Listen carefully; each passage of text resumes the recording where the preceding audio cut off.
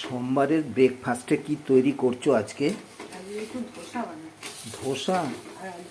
ও, ধোসা আর আলুর তরকারি। আচ্ছা আচ্ছা আচ্ছা, এই ধোসাটা কি ওই প্রথমে সাউথের? দুটো ছিঁড়ে গেছে, আচ্ছা আর আচ্ছা দুটো ভালো তুলতে পেরেছি।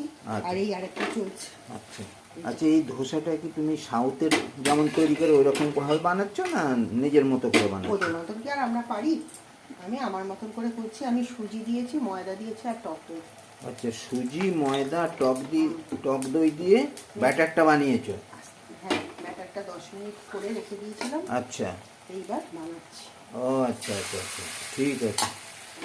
এই চাপ আছে কড়া। চাপ আছে না? হ্যাঁ, ওটা তোলাটা বেশ চাপ।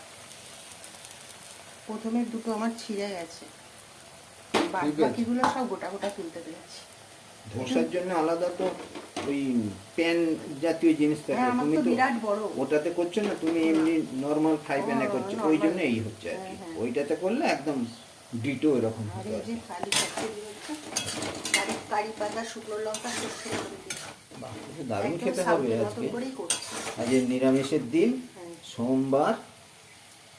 বাহ, ধোসা হয়ে গেছে আলুর আর তরকারি। আলুর তরকারি। ধোসাটা তুলছে। ঠিক আছে, ঠিক আছে বন্ধুরা, আজকে আমাদের ধোসা দিয়ে ব্রেকফাস্ট হচ্ছে। আপনারা যারা এই চ্যানেলটা দেখছেন সাবস্ক্রাইব করে দেবেন, আর লাইক ফলো করবেন, শেয়ার করবেন। আর ঠিক আছে।